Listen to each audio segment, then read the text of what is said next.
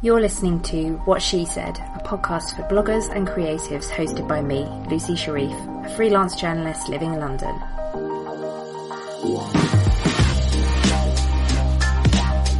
Each week I interview different women in blogging and the online world, getting their best blogging tips and advice, and a little bit of gossip too. Thanks for listening.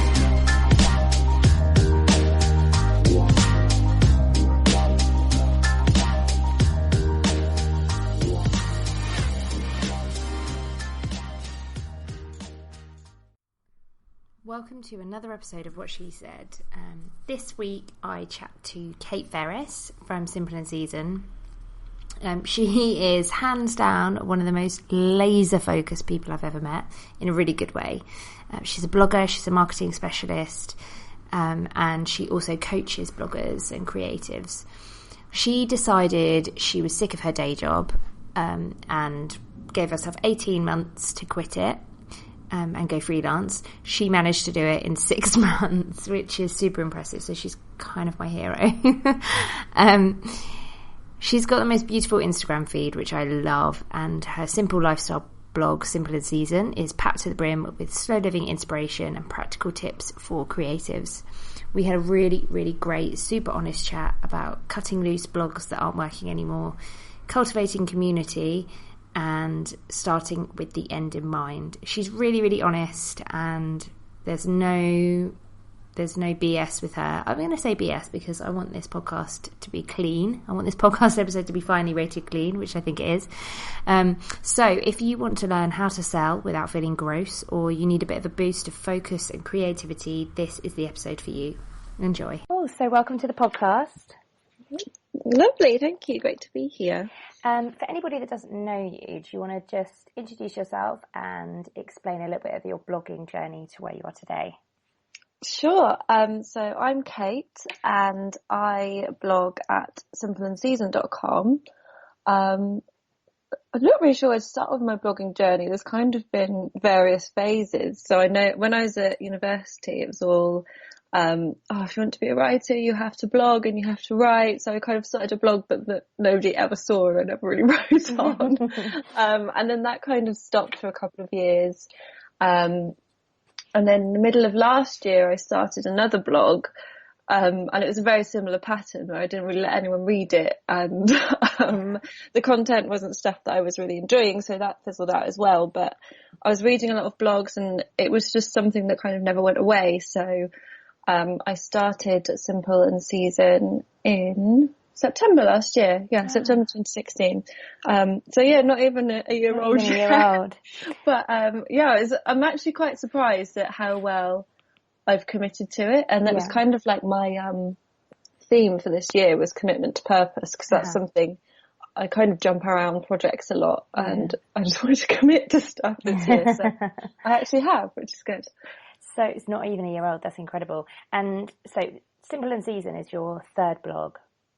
Yes. Is that correct? But I mean, it's really my first blog because the other ones weren't even proper. Yes, it's the first one that you've released to the public. Yeah. What made the other two blogs that you kind of gave up on, and what was different about Simple and Season? I think it was what I was doing with content and how I was aiming it. So the sort of second blog I had, I think I was reading the wrong blogs. I wasn't reading blogs that kind of appealed to me. Mm-hmm. So I was kind of thinking, well, this is what a blog is. And I was writing content and I was like, gosh, I'm not even enjoying writing it. I'd never read it. And like, this is just not fun. Yeah, I think so many of us do that though, don't we? Because you write what you know. So if you're, that's why one of the things that everybody, I think I would always say to everybody who's blogging is just read lots, read wide as well, because you tend to emulate what you know, especially to start off with, till you find your own voice. Yeah, definitely. So I was kind of that was like one of the kind of founding principles, for want of a better phrase, for Simple and Season was that everything has to go through a kind of would I read this filter. And if it's something like, oh, I had a nice lunch, then that's not going to get through the filter. Yeah.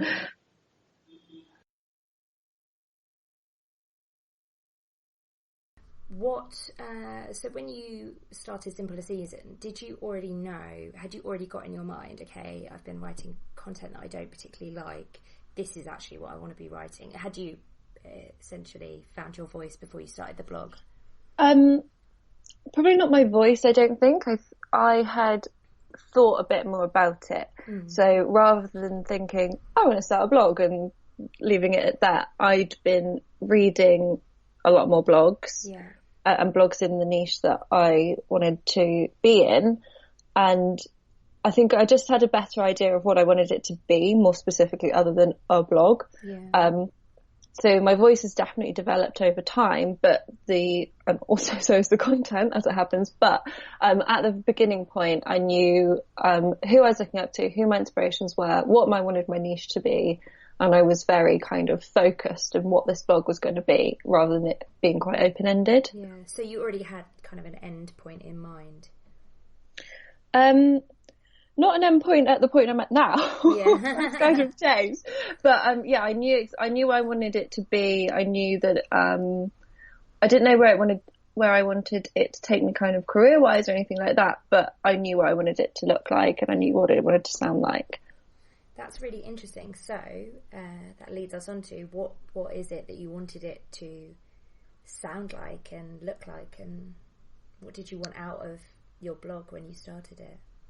At the time, because I was working a marketing job, but it had kind of turned into not so much of a marketing job. I was doing a lot of kind of operations stuff, and I was really missing the creativity.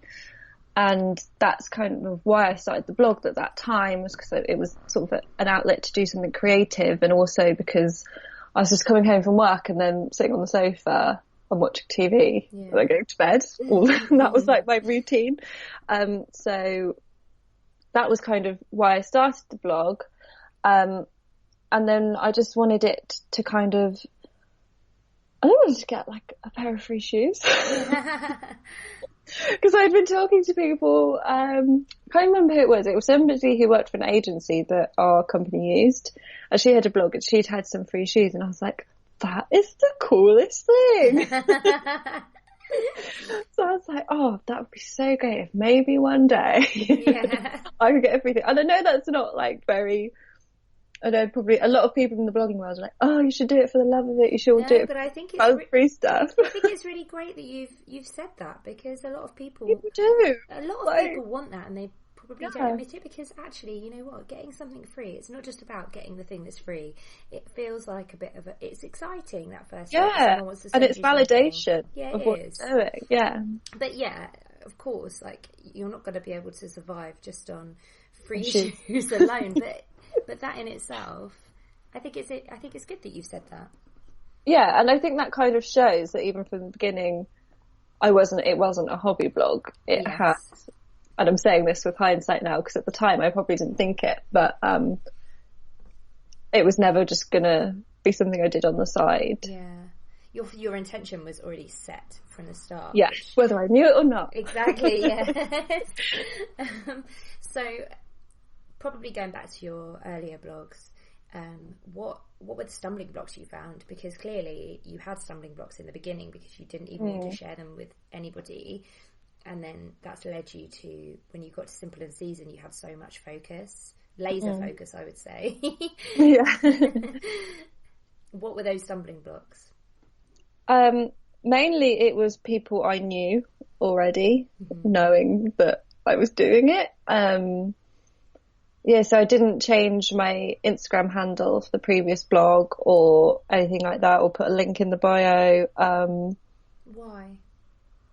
Because I didn't want people like my friends to know. Why didn't you want them to know? Because interestingly that you say this, someone else, a former coaching client, was really struggling with this also. Yeah, I'm not really sure. I'm quite private anyway, and I like to keep my cards close to my chest, and I'm quite a big introvert as well, so I don't like putting myself out there as me. Yeah. And I think that's what, before it had all just been Kayte Ferris as the name, was, I think that's what helped with Simple and Season, is it was like a name to hide behind initially. I do use my own name more across Twitter and stuff now. I'm sorry, can you hear my dog barking? Oh, no, it's fine. Okay, the postman's just arrived, I think. So that was it really. I just kind of, and I think maybe it was the stage of life I was at the time, where maybe I just wasn't feeling as confident in myself and stuff. Yeah. And then something must have happened over the course of the next 6 months where I kind of got over that. Do you think that, I mean, I'm really surmising as an outsider on this, so I feel a bit like a stalker saying, I think I know what it might mean.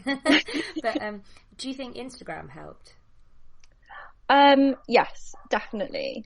Because for the first sort of 2 months or so of Simple and Season, I was basically just on Twitter because I'd been reading a lot about how to blog, because as I sort of said, I wanted to take this one seriously and do it all properly in inverted commas.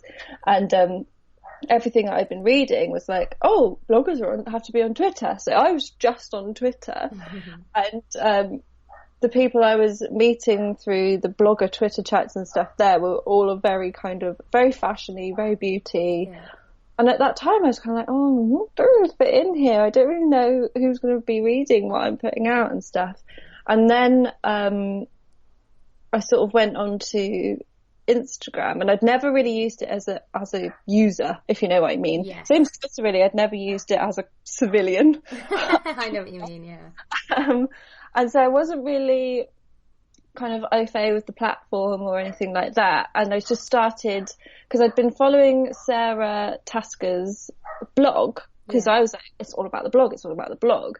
And then realised that, oh, she started on Instagram. Wow, so you followed Sarah, who's for the listeners, you'll know because basically she's a friend of the podcast. Me and Orla is her blog, but you found her through the blog as opposed to through Instagram. Interesting. Yeah, so before I started Simple and Season, I was just like Googling slow living blogs, and she came up with the first one. That's how I first found out about her. So yeah, I came to her through the blog, not through Instagram.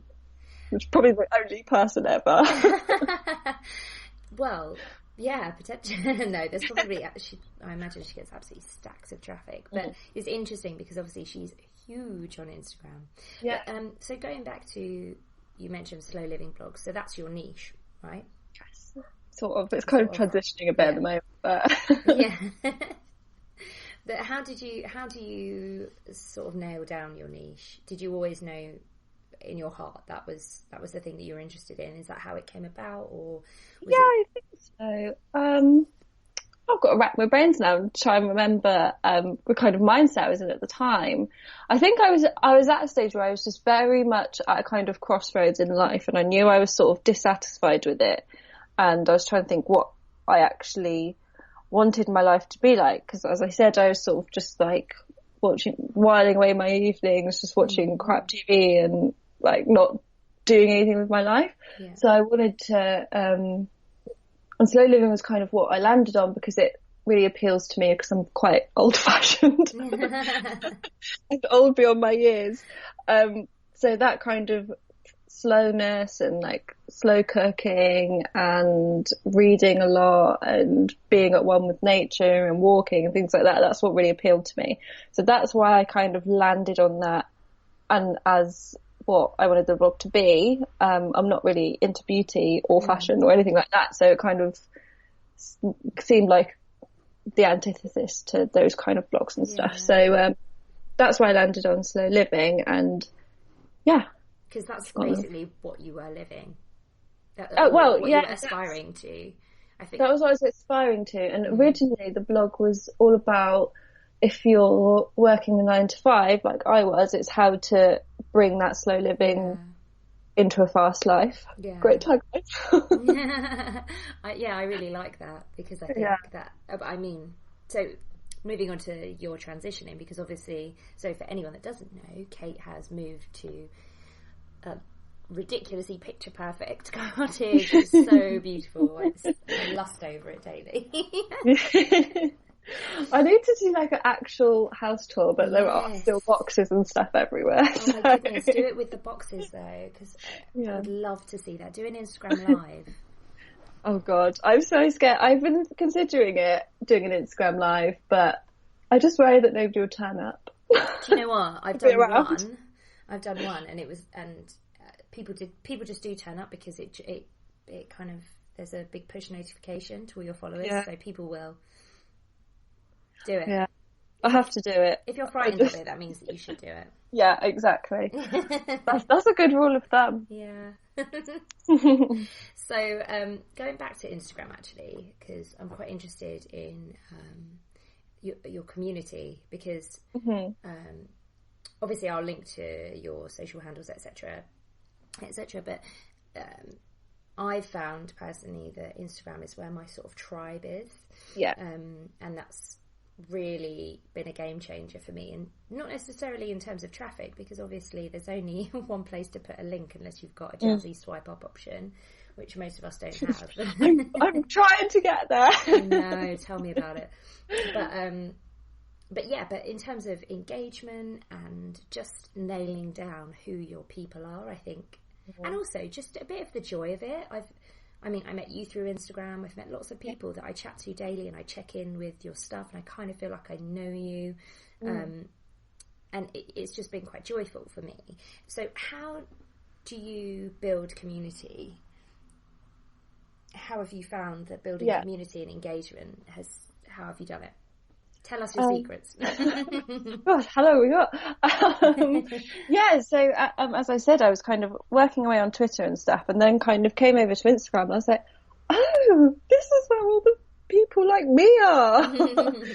So that was quite an eye-opener, and it's something that I spoke about at my Blogtacular talk this year and things about kind of, you've got to work out where your people are, because otherwise, like, this is like me having you have a conversation with someone else and me like standing in another room or something. Yeah. Like, you've got to be in the same room as the people you want to talk to. That's a really good analogy, actually. Yeah. Because otherwise a party's going on and you're just not there, and nobody notices that you're not there because they don't know you yet. So you've got to be in the party. So building engagement on Instagram. So I had started Instagram in about October last year, and I had like 30 followers who were my friends and bots, I think, mainly. Then I had, before Christmas I was under 1,000, and then since Christmas I've had quite a lot of growth. And that has been down to hours, really. There's no quick fix with Instagram. So I probably spend about 2 hours a day engaging. 2 hours? So that's, approximately, on and off. So I'll post, and then there's a good solid hour of like going through all the hashtags I use. I like engage with the most recent posts with liking and commenting and stuff. And that usually takes about an hour.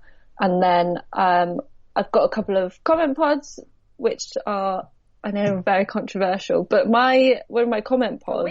We're in the same comment pod. Yeah, we're in one comment pod, and then I've got another. There's no shame in a comment pod. No, I think people are like, oh, it's so spammy, or it's so shady. I think it can be, but ours certainly isn't. We have a chat and we all. There's like my other comment pod. We speak to each other more than we speak to our own families. Yeah, it's true. There's always somebody there, and we're always like saying, "Oh, which picture, this one or that one," things like that. And so just checking in and saying Happy Friday, even if not just because we want. Yeah, I mean, I'm still in it, and I very rarely post anymore because I just can't really keep up. But I like to still. Yeah, that's the thing with them. You have to make sure people are on the same kind of posting level, because people like me, I post every day, 6 days a week now, really. But if you're like a weekly poster, then you're not really getting the same value back. Exactly, that's it, So I catch up with them and catch up with all their posts, and then I will return every comment that I get. So I don't always reply to every comment on my post, but I'll always go and comment on somebody who's commented on my post. If that makes sense. Yes, that's really interesting. That's a really nice I thing try to do. I try to make sure that I do it kind of authentically. Like sometimes I'll go onto a profile and I'm like, I just can't think of anything to say. Yeah. So I don't want to put like nice pic. Yeah. Because that's not really serving anyone. But Yes, exactly. I'll at least try to reply to them on my own post, just to kind of acknowledge them. That's a really good tip, actually, because sometimes it can be a little bit overwhelming to reply to all the comments on a post. But actually, if you can add value to somebody else, then do. But yes, with an authentic comment, not with an emoji. Because that does serve no one. The algorithm, it's worse. It's worse. Yeah, and it makes it look like you're using bots or something. Yeah, it does. That's what I think. Whenever I get like a nice pic smiley face, I'm like, bot. I know. I hate it. And also, it just makes you feel a bit crap. Yeah, it's like that. Especially because I go quite in depth in my captions. Like, really, there's nothing you could think to say in response to this other than that. And that's another good thing that we should talk about is your captions, because you do get quite in depth, and often you'll get quite vulnerable and ask questions. How did that come about for somebody who didn't even want to show their previous blogs to anyone? I think it is that kind of safety blanket of being behind another name. Certainly it was at first, but I think really it's having found my tribe. Like, there's nobody on Instagram that I feel like, oh, I don't want to share this with these people. And I forget that people who know me in real life also see them, and then they comment on it, and I'm like, oh God. I know, sometimes I get that too. I forget that you can see this. It's just that I feel like I know my followers really well, all kind of I have a feeling about them, and that they're like a force for good. So I don't feel bad sharing things with them. And I always say I'm more of a writer than a photographer, so I find the words come more easily. Oh, really? Yeah. I mean, not that I think that I would be surprised. Writing's awful. I'm more surprised that you say you're more of a writer than a photographer. No, this doesn't sound right. It's not at all sounding like how I mean it. What I mean is that you take really beautiful pictures, and I always thought that probably came as naturally to you as the writing did. Yeah, that's something that I had to work on quite a lot, and it's actually been quite a surprise to me how without always saying really about myself, how good I am at it. But it is something that I have to work on, and my camera roll is full of rejected photos. So every picture I post, there must be like 25 rejects. So it takes me quite a long time to do that, and but the words just flow from that, really. And in Twitter chats and stuff, you see people who are like, well, when I write a blog post, I always start with the pictures. And I'm like, God, no. But the pictures are just random ones. I'm like, yes, do that. Mine are always well, not always, but unless it's a travel piece, they're often just completely unrelated. Yeah, mine not always. I like this picture. Fine, shoving that in. But I did one post where they were related, but only because it was about like creative prompts. So I put in some of my weekend hashtag project photos in there. But that was just by sheer coincidence. That also takes us on quite nicely to your kind of blog transition, and also how you've gone from kind of 0 to 60 in terms of you were in this time last year, in fact this time last month, you were in a full-time job as well as having your blog on the side, and now you're 100% freelance. I think when we first connected, I knew you wanted to go freelance, and that was a few months ago. But now you're 100% freelance. How did you do that, and how scary was it? So in January, during the goal setting process, I think everybody does every January, I wrote down that I wanted to leave my job within 18 months, and then I left my job within 6. Wow. So that was good. I mean, I do have some privilege where I've got a lovely boyfriend who can support me financially at the beginning, and also we moved to Wales where it's like a lot cheaper. It costs no money to live here.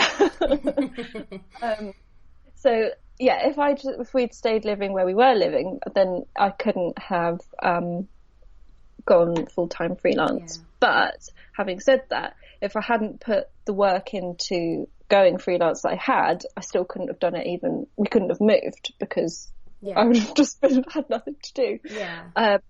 So yeah, I've forgotten the question, sorry. I was just asking about how you did it. Yeah, so what was your process? My process, I feel like I've been kind of winging it a bit. Like I've kind of come up with that's a process. It's a process. No, I've just been like, I didn't set goals until last week because I couldn't think of like monetary goals or anything. I was too far away from it, so I kind of just started with the idea. So the idea was all about creative business and marketing coaching for sort of creative business owners, really. And so that was the idea, and I thought that would start out as just doing freelancing, because what I wanted to do was to help people who have a creative business but they don't really know how to market it. It all feels very icky. And I was a marketing manager in my previous job, so I was like, well, I can help here. So I thought that would just be freelance marketing services, but over the time it's taken, and I had a 3-month notice period, so I had a long time to think about it. I kind of realised, and especially because I was starting my own business, that you don't start a business because you want to get other people in to do the work. You want to have it all as your little baby and kind of look after it all. So that's why I landed on coaching as a way to help people kind of achieve that and help them upskill in the things that they don't know how to do yet.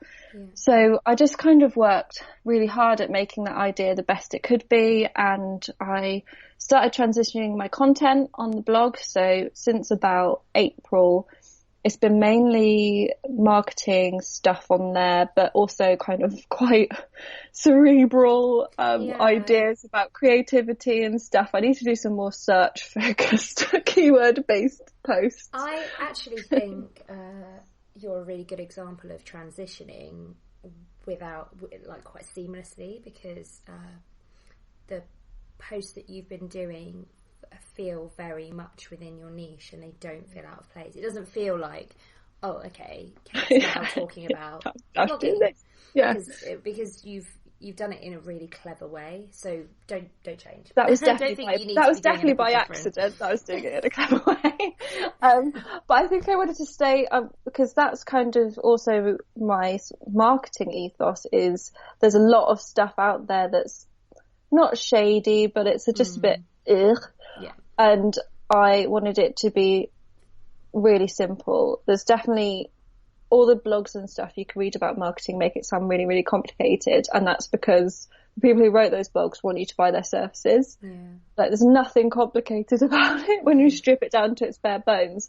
So that's sort of my ethos and how I kind of coach people and talk about it. So it does fit with simple and season, is that it's a kind of a very wholesome, simple approach to it.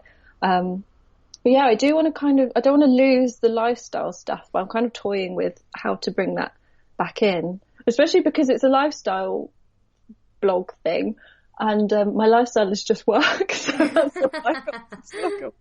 So I need to like cook some scones or something. You never need an excuse to cook some scones. What would be, as a marketing expert and somebody who coaches small businesses and creatives and etc., what would be your biggest piece of advice when you want to sell but you don't want to be icky? It's all about knowing your audience. That's what it comes back to every time, and you have to. There's a lot of stuff in blogging like, you just have to blog for you, and no, if you want to sell, like, it does not matter what you think.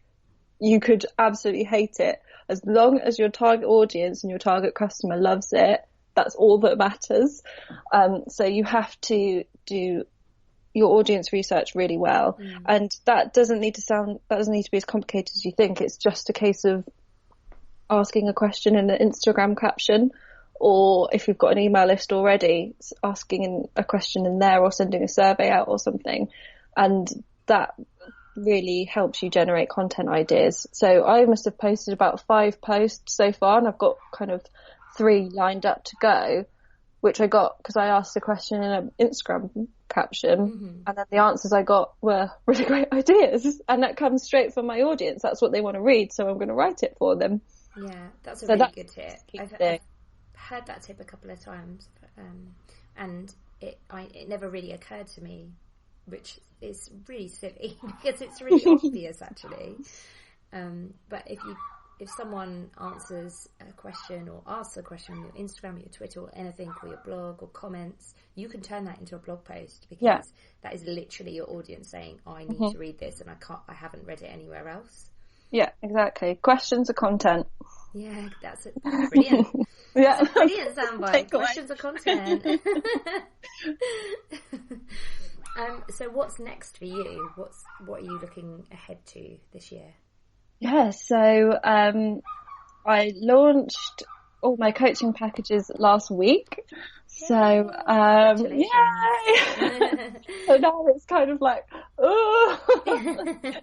No, but I was quite happy. I wrote my newsletter, went out on Saturday, and I wrote in there like, I just feel so kind of at peace with everything, because I know I've done everything I could have done. Yeah. My content's been really good. I've been present on social media. I've been listening to my audience. I spoke at Blogtacular.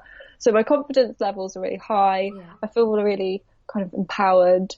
And I just kind of feel like I need the universe is just going to pay me back now. Yes. I've done all the hard work. It's time for the universe to pay me back.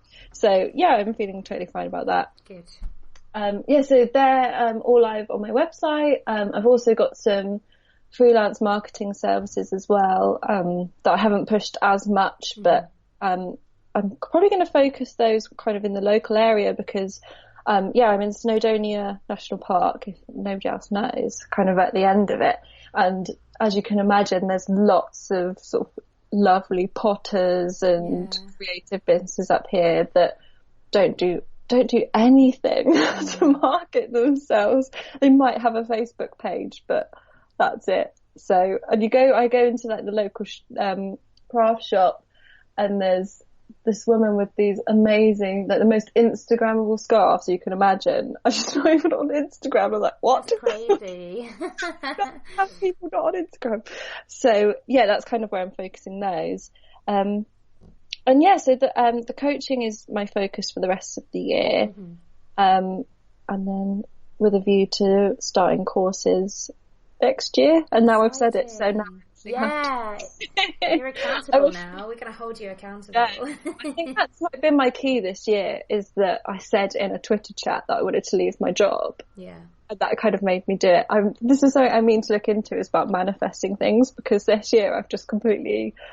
It's quite woo-woo, and I'm not really a woo-woo person, but that really, I was like, I have definitely manifested this for myself. Yeah. No, I'm with you on that. I'm not massively woo-woo, but I do believe in the universe kind of putting something out there in the universe, bringing it back to you. But it's not a case of, writing it down. I want this, this, and this, and then the universe is like, okay, you can have a pony. It's more about practical steps, like saying, hey, I'm going to do this in a Twitter chat, or getting super vulnerable on your Instagram caption and saying, I think I want to leave my job or whatever.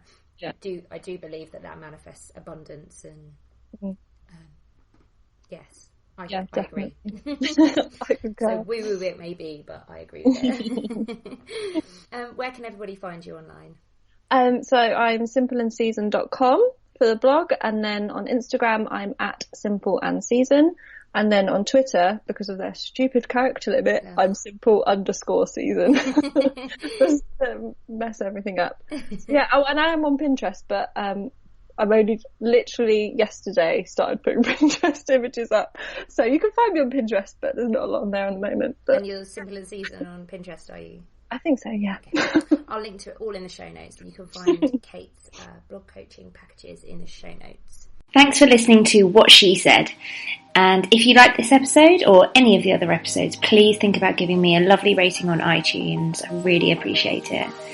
If you want to connect with me, head over to my blog, wanderloose.com, or hit me up on Twitter, Instagram, or Pinterest, where I'm at wanderlooseblog.